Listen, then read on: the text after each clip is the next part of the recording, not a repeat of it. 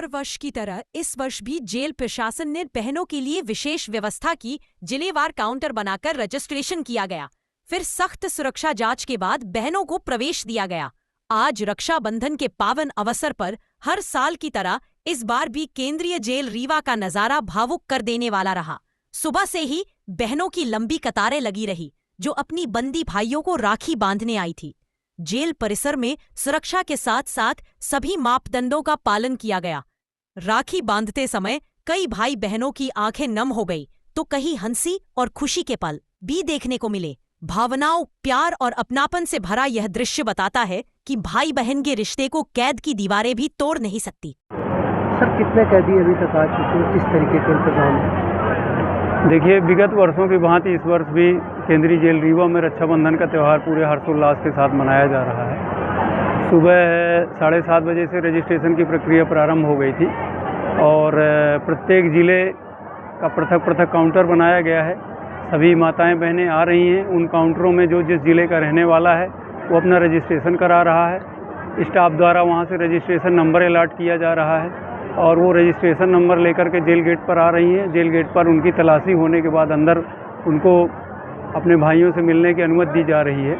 तो इसी दौरान वो अपने तलाशी व्यवस्था की भी उनको जो औपचारिकता है उसको भी निभाना है।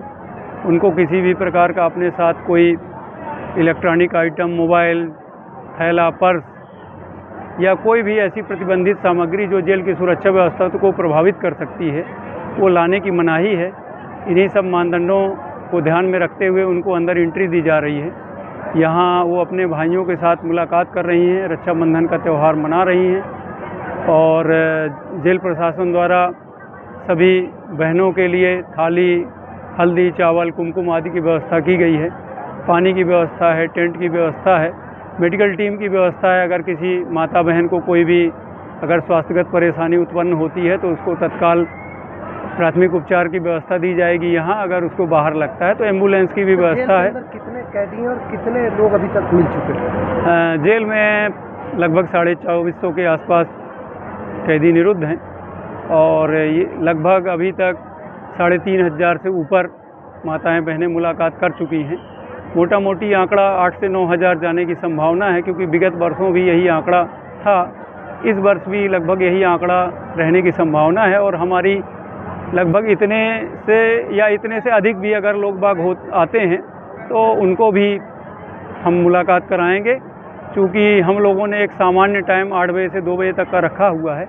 इसके बाद भी अगर कोई माता बहन उपस्थित होती है तो हम उसको भी मुलाकात कराएंगे। साथ ही साथ महिला कैदी भी हैं, उनसे भी मिलने के लिए पुरुष भाई उनके आते हैं, तो वो हम लोगों ने लास्ट में व्यवस्था की है।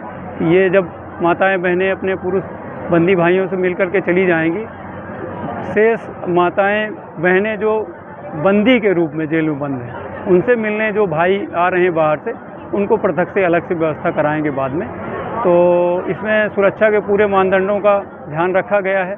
किसी भी बहन के साथ, माता के साथ कोई दुर्व्यवहार ना हो, किसी भी प्रकार की उनको कोई असुविधा ना हो, इसका पूरा ध्यान रखा गया है। हमारा स्टाफ तो लगा है, इसके साथ ही साथ पुलिस बल भी लगा हुआ है, वो भी सुरक्षा और अनुशासन साथ ही साथ कानून व्यवस्था बनाए रखने में पूरा सहयोग कर रहा है।